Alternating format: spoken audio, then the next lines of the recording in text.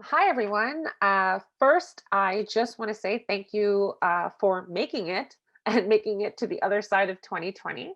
It was a crazy year, to say the least, but today we're going to be reviewing a pandemic because a lot happened and we need to talk about that. Before we dive into the presentation today, I wanted to do a land acknowledgement.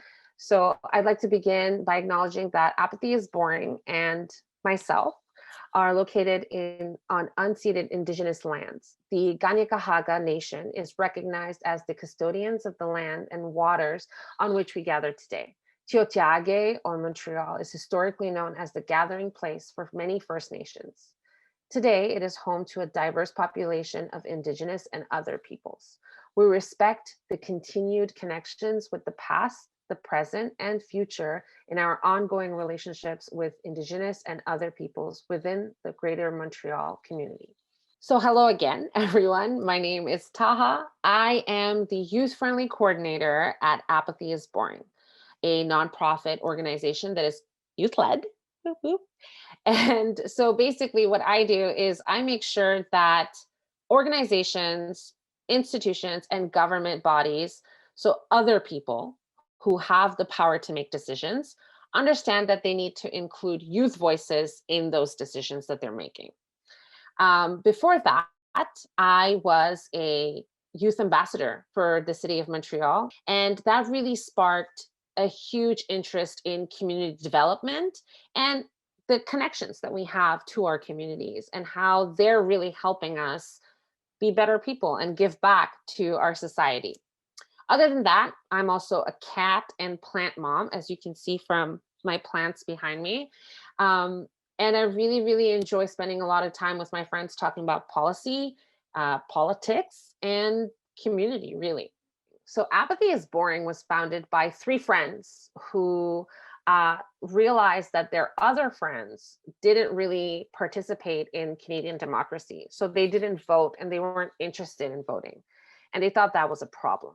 So they started an online campaign to mobilize youth who are like their friends in order to go vote during the 2004 federal elections. Today, fast forward so many years later, we work year round to make sure that youth who are aged 18 to 30 are educated and also understand the importance of becoming active and contributing citizens in Canada's democracy. So that doesn't just mean voting and going to the ballot box and voting for your political leader. It means really thinking about how you can create real change in the community where you live. And that starts by understanding what community organizations are and how they give back to where you live and society altogether. So that's why Apathy is Boring is so happy to be working with YPI. So young people are naturally thinking outside of the box and they're driving innovation. So you don't think the same way that your parents do, or your grandparents, or your teachers. You think a lot more ahead and you think about stuff in ways that are really unique. And so we need that unique perspective. Young people have a very strong problem solving skill set and they can be useful to changing and creating policy that benefits not just them but also people around them. And young people aged 15 to 35 are the largest portion of the Canadian population. So when you're thinking of like how has COVID-19 pandemic, how has the pandemic impacted Canadian population, Canadian society, you're really thinking about how this huge section of the population has been affected. And today we're going to be talking about three of those issues, and that is going to be mental health, food insecurity, and homelessness. Mental health is a battle that a lot of youth, not just in Montreal, but all over Canada, are facing today because spending so much time isolated from your friends, from your family, and from your community, all of that has a toll on how connected you actually feel with the outside world. The lack of physical activity because you're not going out to play as much, and the lack of proximity to your friends, to create that space where you can share anything, that really has a sense of increasing your anxiety, like it affects your confidence. And that's really seen a lot also in youths who are battling other types of mental illness or mental insecurities, such as not being out if you are a youth identifying in the LGBTQ community. And that can cause harm to yourself and your self worth.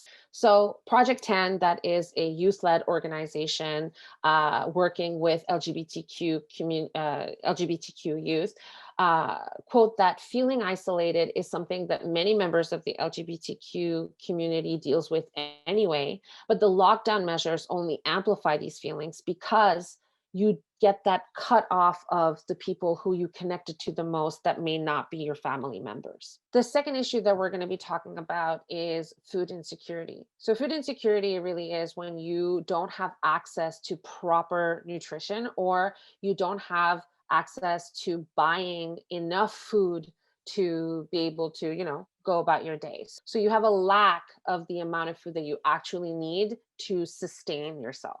So, Greater Montreal actually has been the Quebec region the most affected by food insecurity issues, precisely because it is home to half of Quebecers who are living in poverty. The pandemic made them even more vulnerable and caused sudden job losses, which meant that even well off families who were able to provide enough food for their children before became food insecure. So, imagine before the pandemic, 200,000 people were experiencing food insecurity in Montreal. But those people still had access to food banks, local kitchens, and other kinds of assistance within community that helped them make sure that they could put food on the table for their kids. But now, because of lockdown and other measures, those places have closed down. So they're really, really dependent on this kind of community help where people can drive groceries to their houses or still have food banks open for them to have access to that. And the final issue that I'm going to talk about today is the homeless crisis. 20% of homeless shelter users are youth under the age of 29. And there are also a huge overrepresentation of youth who are LGBTQ identifying and Indigenous. These street involved youths, they want to find a way to get out of the situation, but because they're underemployed or don't have the resources to have money to pay rent because of also the housing crisis, they're found in a cycle where they have to stay on the streets. And because of the pandemic, so many shelters are closing. So youth are actually becoming more street involved, having to sleep outside and find other kinds of shelter in order to survive through the winter. And so the COVID-19 crisis is disproportionately affecting people that are precariously housed, homeless, or and or lack access to hygiene and space for physical distancing.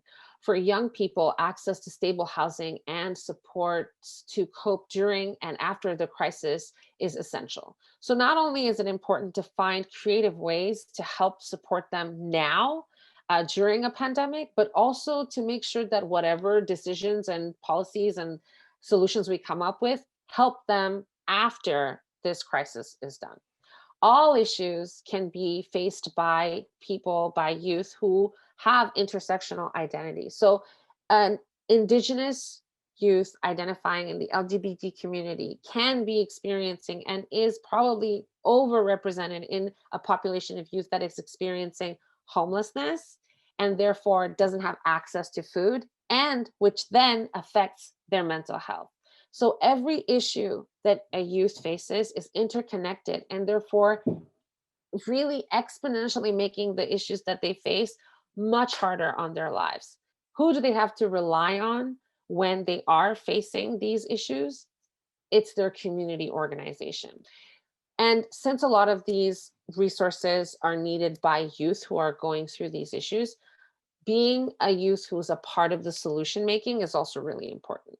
These organizations like Project 10, DESTA, the Montreal Youth Council, and Institut Nouveau Monde are organizations that create spaces for youth all over Montreal to come together and address these issues and come up with real tangible solutions that they can then bring back to their elected officials and being like, hey, maybe you should be helping us out in this way, and how those fundings and those policies can impact the other youth organizations or other community organizations ready to help. Apathy is Boring is one of those nonprofit organizations that had to pivot the way that we give our services to our audience, and make sure that there's still whatever they need is still found online. We were able to connect them with information about how to get funding in their province, their city, or the Canadian government, and what are the restrictions in the areas where they live. We also provided them with actual COVID information that kind of stops them from believing anything they see and any kind of misinformation that they might find online. During the Black Lives Matter, we were able to produce content that really showed you what your rights were as a citizen, to be able to protest and make sure your voice was heard, and also to do it safely. We were also able to change our programming from our in-person programming, where we get youth to come up with an idea or an event, to give them the resources to turn those ideas into podcasts. Your community in Montreal is filled with organizations addressing any issue that can concern any citizen and any person living in Montreal. Today, we're just going to look at a few of them that are addressing the issues that we had named before. So here I have listed Interligne, Gender Identity and Sexuality Alliances, DESTA, BIPOC Mental Health, and Black Mental Health Connections, that are either charities or online initiatives made by youth to connect youth to mental health resources. Organizations like Centraide of Greater Montreal, Moisson Montréal, Share the Warmth, and Native Montreal are working really hard to make sure that the members of their community have access to warm meals and shelters. And again, these are only a few of the organizations that are present in your community doing the work. There are so many others that would really benefit from you not only checking them out, but also checking out how you can get involved with them, how you can benefit from the services they have. That is a level of civic participation that you can start as early as today. And you don't have to be 18 years old. And that's the participation that Apathy is Boring wants to promote. So thank you all for taking the time to watch this video and to learn a little bit about all of the amazing work that's being done in your community. And I hope that you take the leap and take some time today to reach out to them and get to know them more.